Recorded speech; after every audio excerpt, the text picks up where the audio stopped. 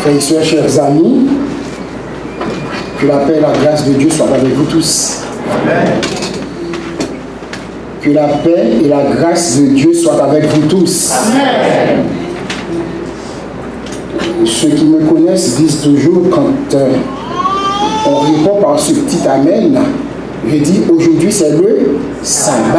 Amen. C'est un jour de délice. Amen. C'est le jour où nous sommes appelés à faire le vide pour nous consacrer à notre Dieu. Amen. Voilà pourquoi nous devons, quand nous sommes là, nous faire sentir que vous êtes là vraiment. Nous disons merci à notre Dieu parce que nous sommes en vie, puisque beaucoup n'ont pas ce privilège. Et nous savons aussi ce matin que nous avons avec nous des amis qui nous visitent.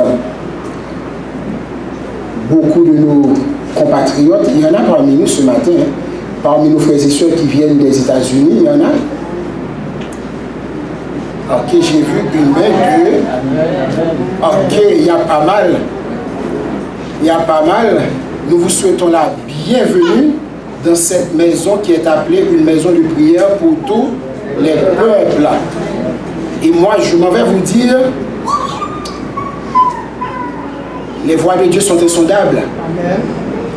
Nous ne savons pas pourquoi, mais nous sommes là. C'est Dieu qui fait le chemin. Et tout ce que nous avons à faire, c'est de lui faire confiance.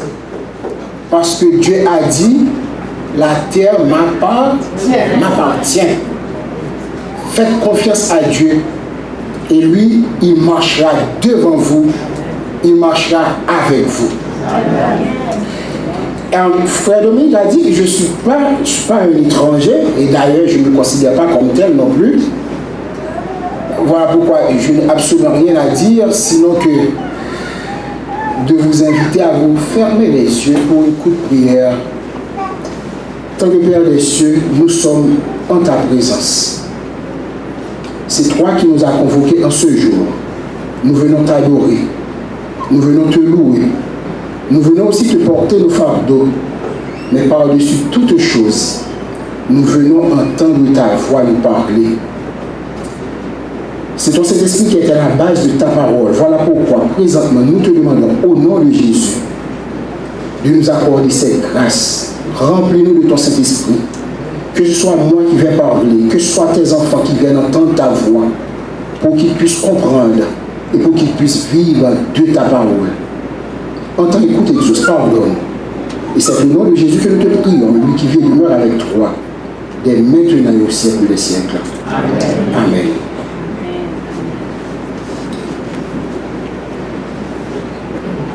On a rapporté l'histoire, une expérience menée un jour par un scientiste qui voulait observer le comportement d'un poisson prédateur dans une circonstance bien donnée. D'ailleurs, comme vous le savez, le poisson prédateur, c'est ce poisson-là qui se nourrit d'autres poissons. Et qu'est-ce que lui, il a fait, cet homme de science? Il a pris un aquarium qu'il divise en deux parties, mais il a utilisé un séparateur transparent. Et dans un compartiment, il a mis les petits poissons, beaucoup de petits poissons. Et dans l'autre compartiment, il a mis le poisson prédateur. Mais il faut dire que ce poisson prédateur était privé de nourriture pendant un bon bout de temps. Et le poisson prédateur, à peine dans l'eau, il s'élance à toute vitesse pour aller saisir ses proies. Et il se prend la tête, ping, contre le séparateur transparent. Il recule, il s'élance encore. Il se cogne la tête à nouveau. Cela est arrivé à plusieurs reprises.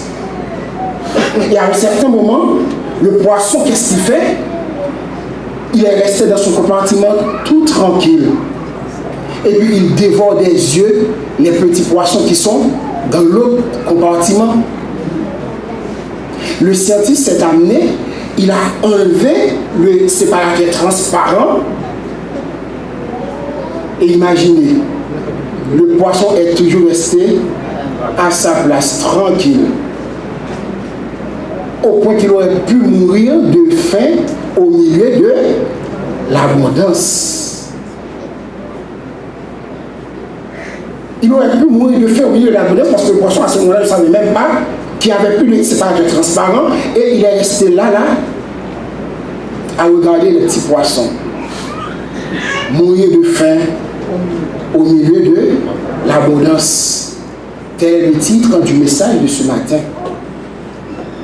Alors je dois dire en passant, s'il y a des gens qui étaient à Béthanie 2 semaines de cela, puisque j'ai prêché ce même message 2 semaines de cela à Béthanie, à Bethesda, voilà, je suis membre de Béthanie, à Bethesda, je vous prierai d'écouter quand même parce qu'on ne sait jamais, peut-être je vais dire quelque chose de nouveau. La parole de Dieu est toujours nouvelle, pas vrai? Amen. Donc c'est pas grave d'entendre le message 2 fois non plus. Mourir de faim au milieu de l'abondance. Frères et sœurs bien-aimés, le monde actuel, comme le poisson prédateur, meurt de faim. Mais ce monde ne meurt pas de faim. Ce n'est pas la nourriture comme la nourriture qu'on vend dans les grands restaurants. Ce n'est pas la faim. Ce n'est pas la nourriture dans les chaînes de restaurants fast-food.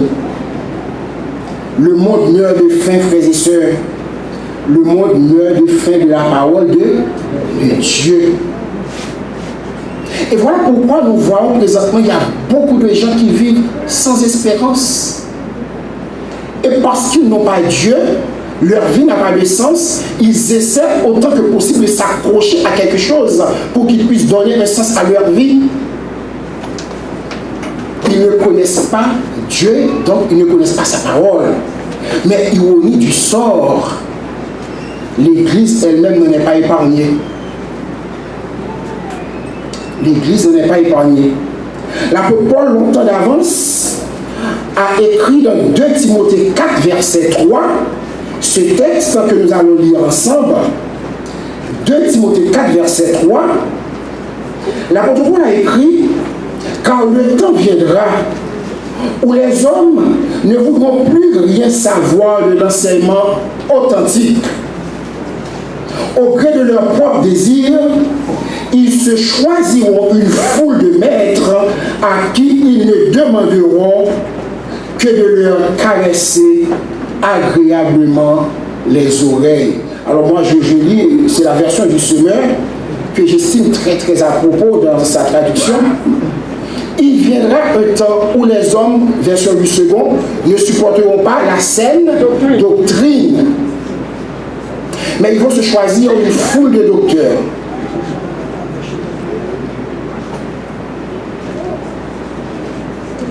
Et le pire dans tout ceci, c'est que cette situation s'étend jusqu'à nous aussi. Commentant cette phrase de l'apôtre Paul, quand l'apôtre Paul a dit « Il viendra un temps », Ellen White, plus d'un siècle écoulé, a écrit que ce temps est venu. Les foules ne goûtent pas les vérités de la Bible qui entrent en conflit avec l'amour du monde. Et même des chrétiens qui sont à l'église. Fin de citation. Les foules ne goûtent pas les vérités de la Bible qui entrent en conflit avec l'amour du monde et même les chrétiens qui sont à l'église. Et pour ces chrétiens qui sont à l'église, non seulement ils meurent de faim au milieu de l'abondance, mais encore ils ont une dette. Ils ont une dette envers les non-croyants parce qu'à partir du moment où nous avons accepté Jésus, nous sommes devenus des disciples. Et en tant que disciples, nous sommes appelés à faire d'autres disciples. En sorte que si nous ne cherchons pas à connaître et à comprendre la volonté de Dieu pour nous, c'est sûr que nous n'allons pas parler aux autres. C'est sûr que nous ne serons pas capables non plus. Et à partir de ce moment, ces gens-là que nous côtoyons, qui sont de notre cercle à nous, nous avons une dette envers eux. Et comme Dieu l'a dit par le prophète Ézéchiel 33, verset 8, je vais vous redemander le sang de celui qui meurt sans la connaissance de ma volonté. Donc nous avons une dette envers ces gens-là. Parce que nous sommes appelés, nous devons partager la bonne nouvelle avec eux. Et c'est donc, frères et sœurs, avec raison, que le prophète Osée, environ 3000 ans avant Jésus-Christ, Osée lui a déclaré ces paroles qui ont constitué le texte de base, Osée 4, verset 6, que je vous invite à lire avec moi. Dans la version du second, il est lu comme suit: mon peuple est détruit parce qu'il lui manque la connaissance. Je peux m'arrêter à cette première partie. Mon peuple est détruit parce qu'il lui manque la connaissance. Dans cette version du semeur, on retrouve la même chose. Il a écrit: oui, mon peuple périt faute de connaissance. Mais j'aime beaucoup plus la traduction du second, parce que quand le second dit le peuple, mon peuple meurt parce qu'il lui manque la connaissance, ça sous-entend quelque chose. Ça veut dire la connaissance est là. Il lui manque la connaissance. La connaissance est là, mais que nous la négligeons.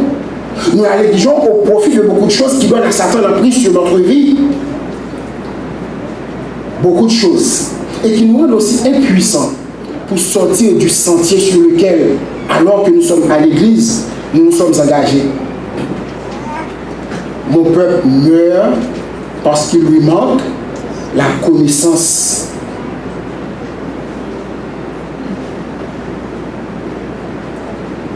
Dans Jean 6, verset 35, Jésus, qui parle de lui, se présente comme le pain de vie. Jean 6, verset 35.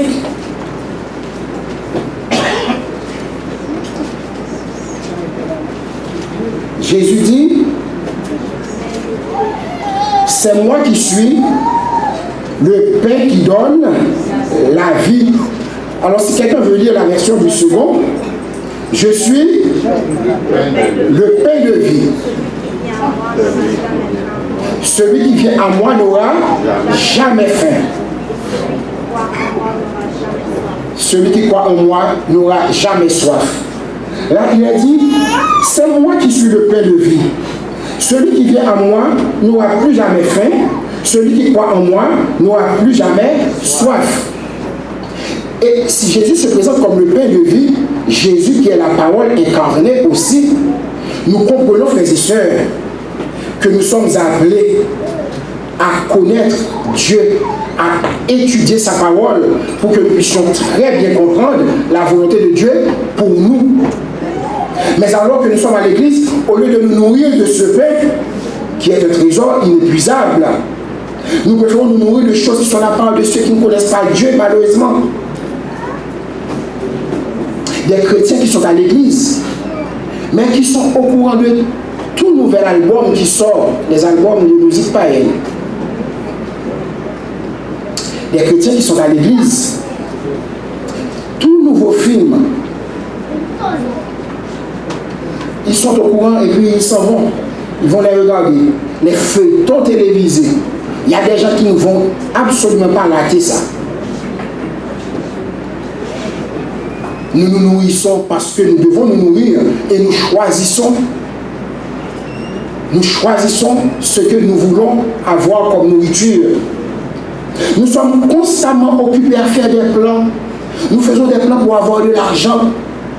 Et en faisant des plans pour avoir de l'argent, nous faisons de bons plans pour avoir de l'argent. C'est bien. Mais il nous arrive aussi des fois de faire de mauvais plans pour avoir de l'argent.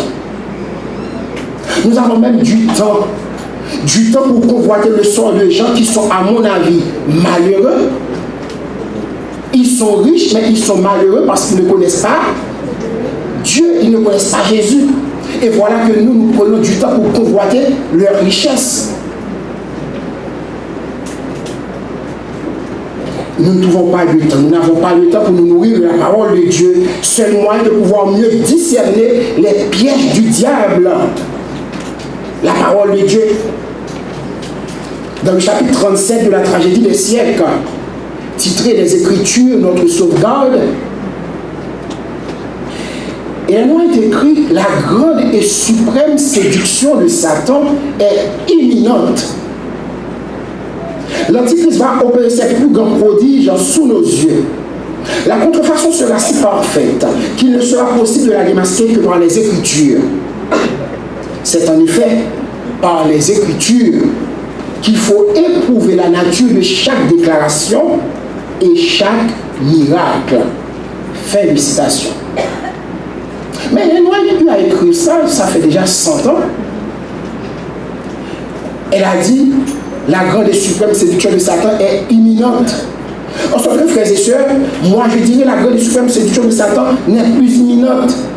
Elle est réelle.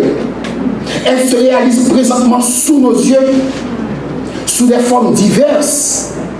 Elle se réalise présentement. Et beaucoup d'entre nous, hélas, en sont victimes.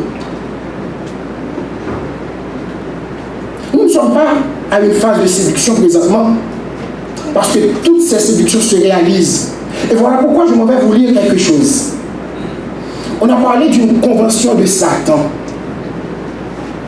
Une convention de Satan pour une convocation de Satan, dis-je, pour une convention mondiale. Mais ceux-là qui l'ont écrit, ils ont dit que cette convention a eu réellement lieu. Moi, je n'étais pas présent. Par contre, je m'en vais vous donner la lecture de ce qui a été dit. Et pendant que je vous donne la lecture, vous allez voir si vous vous retrouvez à travers ce qui va être dit.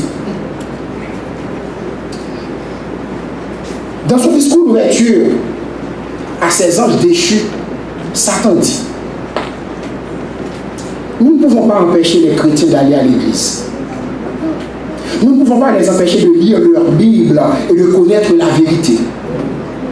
Nous ne pouvons même pas les empêcher de faire l'expérience d'une relation avec Jésus-Christ. S'ils réussissent cette relation avec Jésus, notre pouvoir sur eux est brisé. Laissons-les avoir leur style de vie conservateur, mais volons leur temps pour les empêcher d'avoir cette relation intime avec Jésus-Christ. Alors, voilà ce que je veux que vous fassiez, anges déchus. Mais Lucifer, là, il passe ses ordres. Distrayez-les. Empêchez-les de s'emparer de leur sauveur et de maintenir cette relation vitale quotidienne. Et les anges déchus de dire: mais comment peut-on faire cela? Lucifer de continuer: gardez-les occupés aux choses non essentielles de la vie et inventez des machinations pour occuper leurs esprits. Poussez-les à dépenser, emprunter. Persuadez les femmes d'aller travailler de longues heures et de tromper leur mari par autant d'amants qui occuperont pleinement leur esprit et leur temps. Et les maris de travailler 7 jours par semaine, 24 heures sur 24, pour pouvoir s'offrir ce qu'ils désirent. Empêchez-les de passer du temps avec leurs enfants et leurs familles. Bientôt, leur maison n'offrira plus aucune échappatoire à la tension de leur travail. Stimulez de plus en plus leur esprit au point qu'ils ne puissent plus entendre la douce voix du Saint-Esprit. Poussez-les à mettre la radio, les cassettes ou les CD quand ils sont au volant de leur voiture, des musiques païennes qui n'ont rien à voir avec le Sauveur, qui n'exaltent pas le Sauveur. Mais poussez-les à entendre ces genres de trucs. Des CD, vidéos, envoyer des SMS et faire qu'ils gardent leurs ordinateurs constamment allumés à la maison. Veillez à ce que chaque magasin et restaurant dans le monde joue de la musique païenne sans interruption. Cela va remplir leurs esprits et casser leur union avec Jésus-Christ. Couvrez les tables basses de magasins et de journaux pour qu'ils soient envahis de nouvelles du monde 24 heures sur 24. Qu'il y ait plein de panneaux publicitaires le long des routes qui les attirent quand ils conduisent. Inonder les boîtes aux lettres de courrier non intéressants, catalogues, concours de toutes sortes et toutes sortes de lettres promotionnelles offrant des produits gratuits et des services publicitaires offrant de faux espoirs. Mettez beaucoup de mannequins maigres et magnifiques sur la première page des magazines pour que les hommes croient que la beauté extérieure est plus importante que la beauté intérieure. Et à ce moment-là, ils seront mécontents de leurs femmes. Et cela brisera très vite les familles. dans leur moment de récréation ou de détente, poussez-les à être excessifs, qu'ils reviennent de ce moment complètement épuisés, pas du tout en paix. Et puisqu'on est épuisé, on ne peut même pas prier. Ne les laissez pas aller dans la nature pour méditer les merveilles de Dieu. Envoyez-les dans des parcs d'attractions, voir des événements sportifs, assister à des concerts, aller au cinéma, profiter au maximum de toutes les choses de ce monde. Gardez-les occupés.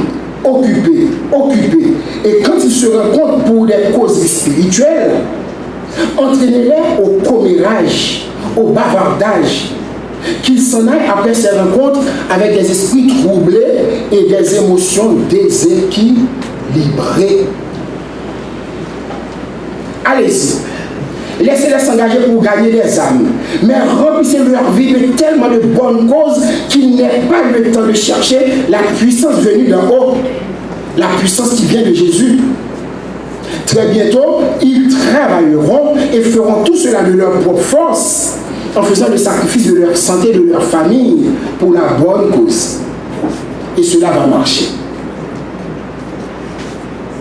On rapporte que c'était vraiment une bonne convention. Alors, les anges déchus sont partis très vite de la convention avec pour mission d'entraîner les chrétiens à être partout de plus en plus occupés, de plus en plus pressés, en allant ça et là. Et aujourd'hui, frères et sœurs, nous voyons que tout le monde est occupé. Tout le monde est occupé. Satan nous donne la technologie et tout le monde s'embarque. Tout le monde est occupé. Il y en a, leurs téléphones sont avec eux partout où ils passent. Ils mangent leur téléphone entre les mains. Ils sont aux toilettes, téléphone entre les mains. Ah oui, ils sont occupés. Ils dorment, téléphone à côté. Tout le monde est occupé. Ils n'ont pas le temps pour étudier la parole de Dieu. Ils sont occupés à toutes sortes de choses, sauf pour la parole de Dieu. Alors, en terminant le récit de cette convention, cette minute de la convention, la question à se poser est: est-ce que le diable a réussi sa mission sur ma vie? Est-ce que le diable a réussi sa mission sur votre vie? Et c'est à vous de juger. Mais ils l'ont encore fini avec un mot parce qu'on a parlé de occuper. Et puis l'auteur là, il a dit occuper en anglais, ça se dit busy. B-U-S-Y. Et puis il a traduit ça d'une façon assez intéressante. Hein? Il a dit being. U, honor. S, Satan. Y, yoke. Being under Satan's yoke. Être sous le joug de Satan. Nous nous retrouvons sous le joug de Satan sans nous en rendre compte, parce que tout simplement, nous plongeons tout notre être dans ce qui ne nourrit pas, au détriment de ce qui peut nous aider à marcher alors que nous sommes sur la voie de l'éternité. Donc la séduction la plus imminente, elle est réelle, frères et sœurs, et c'est à nous de nous montrer intelligents. Voilà la situation dans laquelle plusieurs d'entre nous se retrouvent. Et parce que nous ne prenons pas le temps pour étudier la parole de Dieu, pour comprendre la volonté de Dieu pour nous, beaucoup d'entre nous meurent de faim au milieu de l'abondance. Nous mourons de faim au milieu de l'abondance. Nous devenons des chrétiens vides et stériles, des chrétiens qui ne poursuivent aucun but pendant que nous sommes à l'église. Voilà pourquoi vous allez retrouver des gens qui viennent à l'église. Ils viennent à l'église pour adorer. Ils viennent là pour entendre le sermon, pour entendre ceux-là qui vont chanter.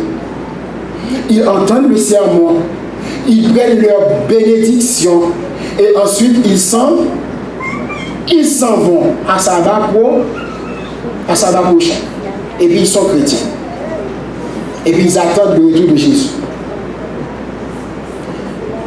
Nous disons chrétiens, nous sommes à l'église, mais notre vie n'a aucun sens parce que nous n'avons pas pris le temps de connaître Dieu, de comprendre la volonté de Dieu pour nous. Ça fait que notre vie n'a aucun sens. Nous ne vivons pas pour les autres. Jésus s'est oublié, Jésus a tout sacrifié, mais nous ne sommes pas prêts à faire des sacrifices pour la cause du Maître. Mais nous nous disons chrétiens, nous attendons le retour de Jésus pour notre côté de baronne.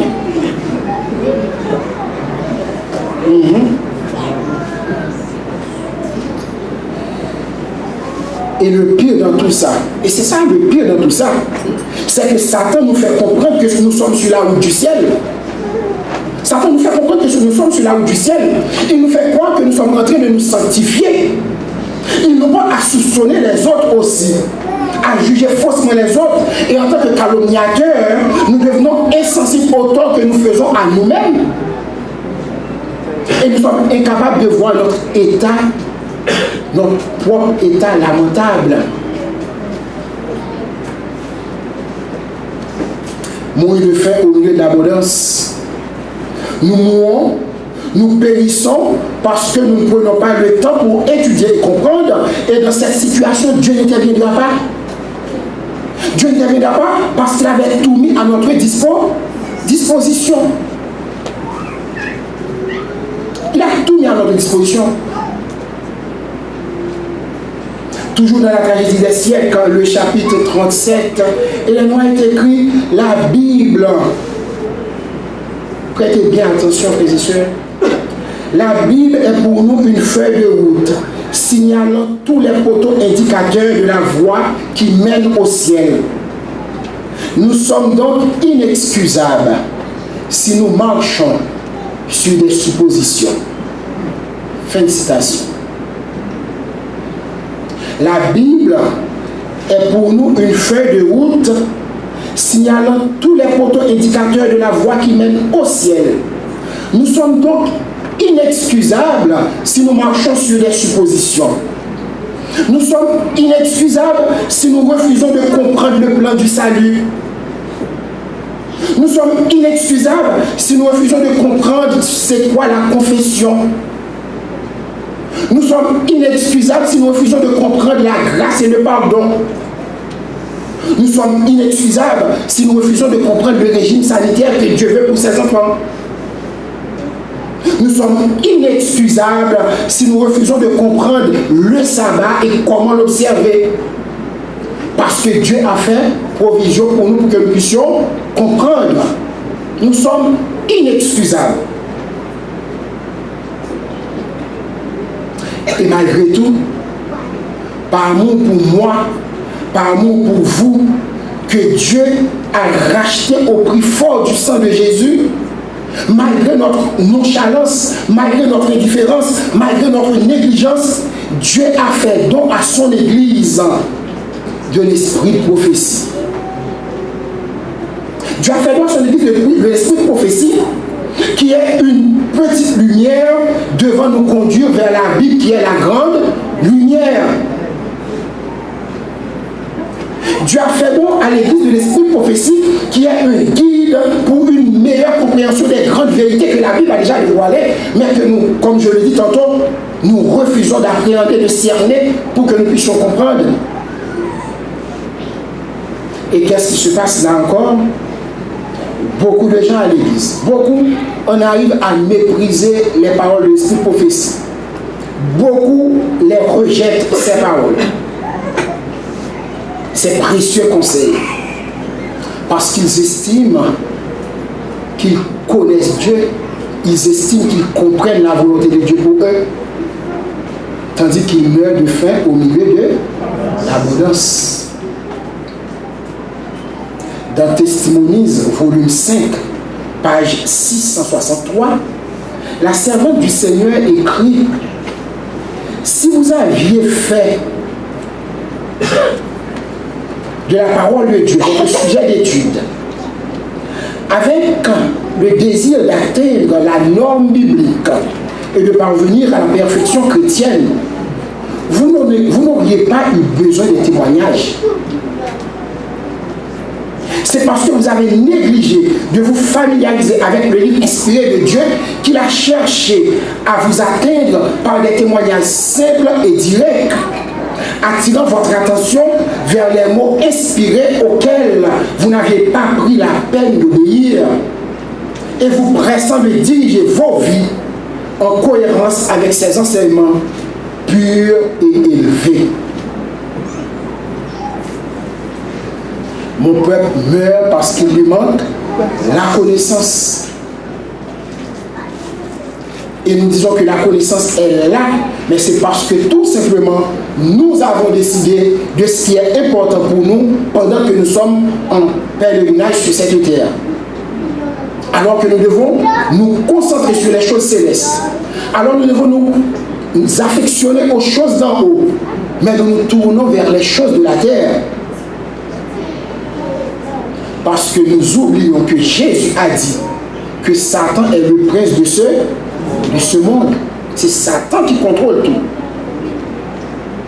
Et en tant que peuple de Dieu, qui fait partie du royaume de grâce, nous sommes appelés à vivre en conformité avec les exigences de son royaume, puisqu'il y a 2 royaumes sur la terre.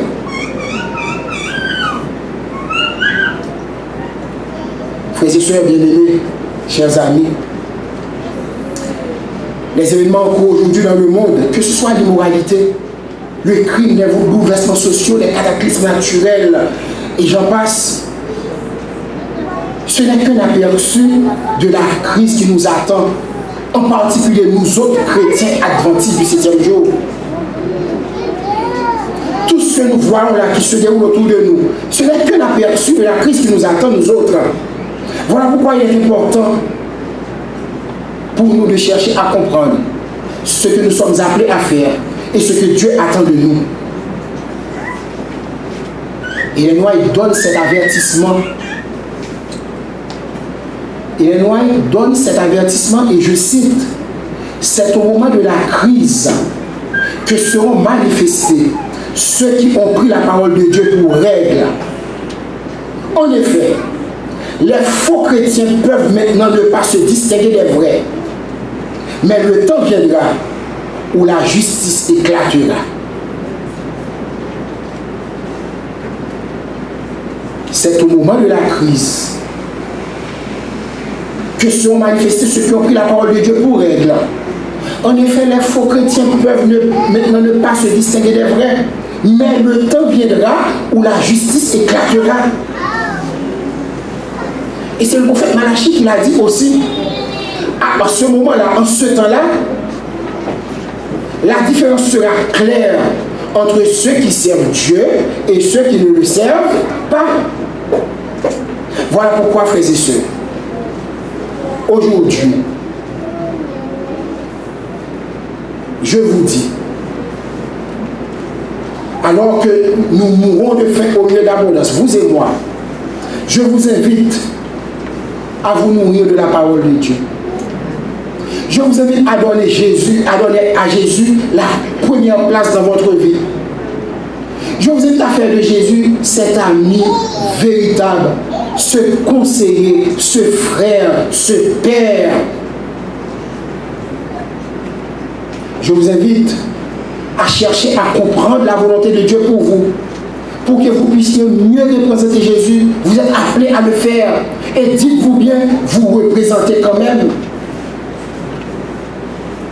Si vous ne marchez pas en conformité avec l'enseignement que vous avez reçu, vous représentez Jésus, mais vous représentez Jésus mal. Et le jour viendra où vous aurez à rendre compte de tout cela. Voilà pourquoi aujourd'hui encore, c'est encore le moment favorable. Je vous invite, comme je vous l'ai dit tantôt, à vous nourrir de la parole de Dieu qui seul peut vous aider à tenir ferme. À vous nourrir de la parole de Dieu qui seul peut vous aider à vivre. Et pour répéter après Jésus, vous connaîtrez alors la vérité. Et la vérité vous affranchira. Que Dieu vous bénisse. Amen.